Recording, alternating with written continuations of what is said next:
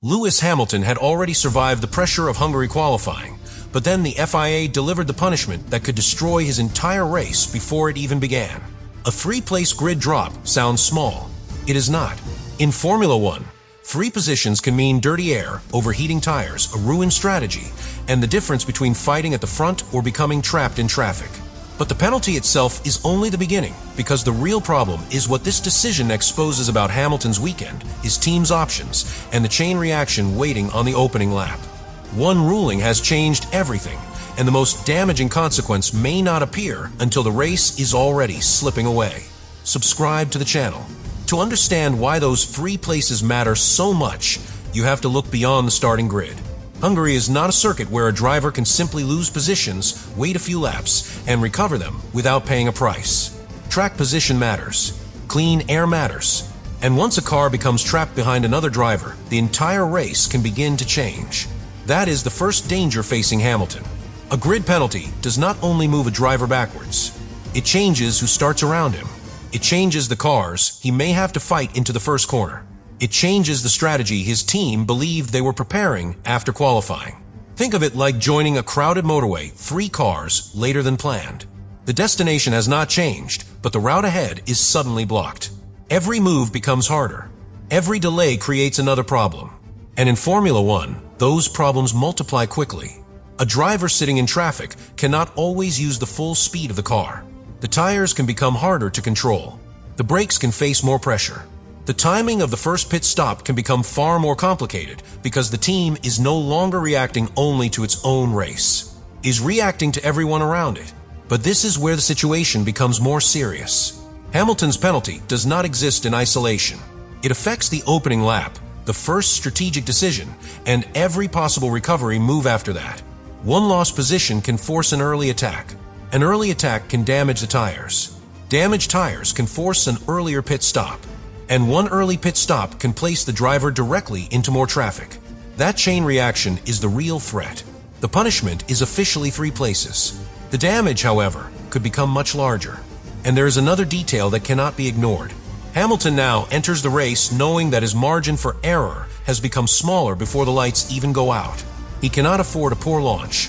He cannot afford to be boxed in. And he cannot afford to lose time behind cars that were never supposed to start ahead of him. That creates pressure, but it also creates temptation. The temptation to attack immediately. The temptation to recover everything in the first few corners. And that may be exactly where this penalty becomes most dangerous, because the first lap in Hungary can reward bravery, but it can also punish impatience before the race has truly begun. But the opening lap is only the first trap. Even if Hamilton avoids contact, gains a place, and settles into the race, the penalty can still follow him for dozens of laps. That is because starting further back changes the air around the car, and in Hungary, that can quietly destroy a recovery before the driver has any chance to fight back. A Formula One car is designed to work best when the air in front of it is clean. When another car is close ahead, that air becomes disturbed. The front of the chasing car can lose grip. The driver may struggle to follow through the corners. And when the circuit is narrow, with long sections where overtaking is difficult, raw speed does not always create a way through. Imagine trying to run at full speed while someone directly ahead keeps closing every door. You may be faster, but you cannot use that speed where it matters. That is what makes this penalty so damaging. Hamilton may have the pace to move forward, but having the pace and being able to use it are 2 completely different things. And then the tires enter the story. When a driver follows another car closely, the tires can become hotter. The driver may need to back away for a moment, protect the car, and try again later. But every time Hamilton backs away, the car ahead gets breathing room. Every time he attacks, he risks using more of the tire than planned. That creates an uncomfortable choice. Attack now, and the tires may suffer later. Wait for the right moment, and the race may begin to escape. This is where the team's strategy becomes critical. Before the penalty, the plan could have been built around protecting position, controlling tire life, and reacting to the drivers ahead. After the penalty, that same plan may no longer work. The team may need to become more aggressive. It may need to change the timing of the pit stop. It may need to gamble on clear air. But every aggressive decision creates another risk. An early stop can move Hamilton away from traffic, but it can also leave him with a longer final stint. A later stop can protect the tires, but it may keep him trapped behind slower cars. And if several drivers react at the same time, the pit lane itself can become part of the problem. That sounds like strategy. In reality, it is pressure. Pressure on Hamilton to make progress without damaging the tires. Pressure on the engineers to choose the right moment with limited information. Pressure on the pit crew, because one slow stop could erase several laps of careful recovery.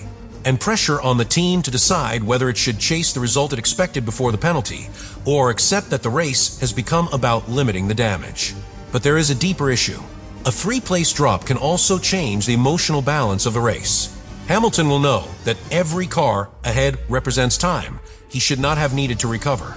Every defensive move against him will feel more costly. Every lap behind traffic will make the original punishment feel larger. That frustration can sharpen a driver. It can also force decisions. A move that would normally wait for the next lap may suddenly feel urgent. A narrow gap may begin to look wider than it really is. And once that happens, the penalty is no longer only affecting position. It is affecting judgment. That is why the real danger may not come from the FIA decision itself. It may come from what Hamilton feels he must do because of it. And the next part of this story is where the pressure moves beyond Hamilton, because the penalty does not only change his race. It changes the race of every driver starting around him. The drivers around Hamilton now face a completely different race as well. Some will see opportunity. Others will see danger. A faster car starting behind can create immediate pressure, especially when everyone knows that driver needs to recover lost ground. The cars ahead may defend earlier than usual. They may position themselves more aggressively into the first corner, and that can compress the field before the race has even settled. One penalty can therefore change several battles at once. A driver who expected a quiet opening stint may suddenly have Hamilton in the mirrors. Another may alter the launch plan.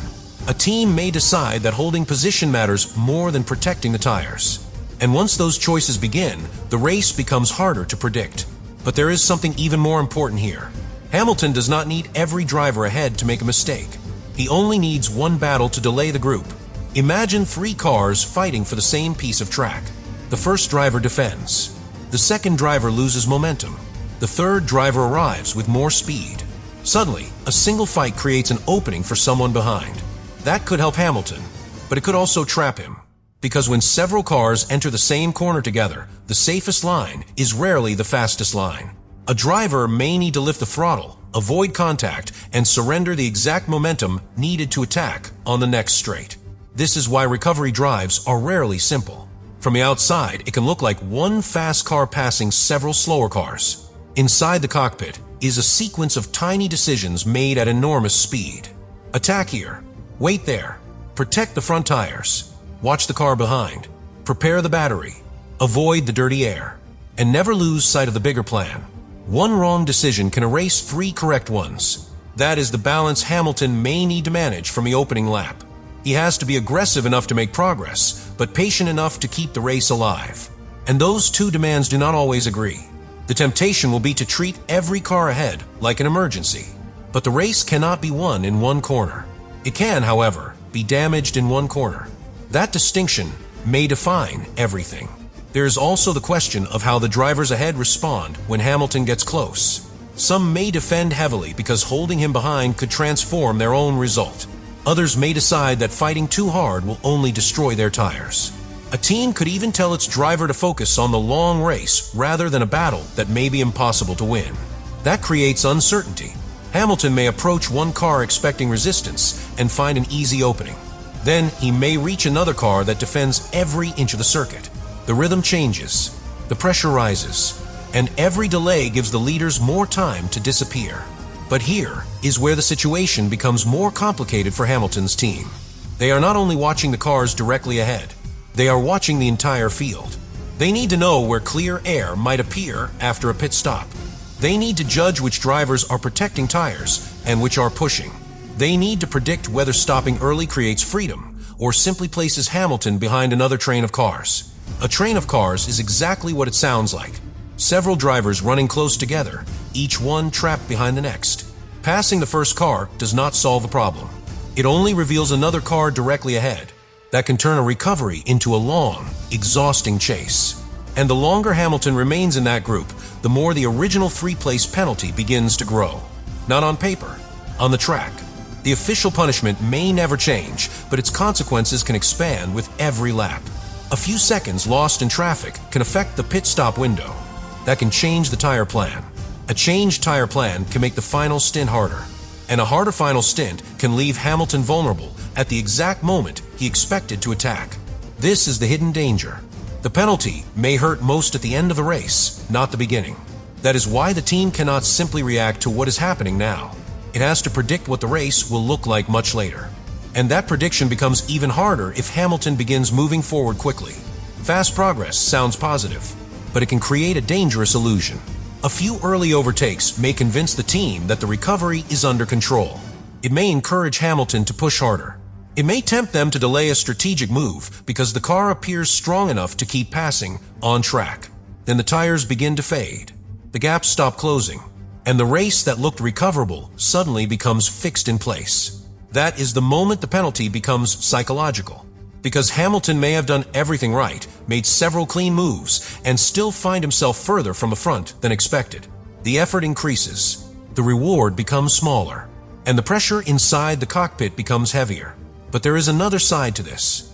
Hamilton has spent his career dealing with races that changed without warning. Difficult starts, unexpected strategy calls, traffic, damage limitation, situations where patience mattered as much as speed. That experience could become his greatest weapon, not because it removes the problem, because it helps him recognize which problems deserve an immediate response and which ones are designed to provoke a mistake. The race may try to rush him. The penalty may make every lost second feel urgent, but the smartest recovery may depend on refusing that urgency. And this is where the next strategic decision could change everything, because the most obvious way forward may not be the fastest one.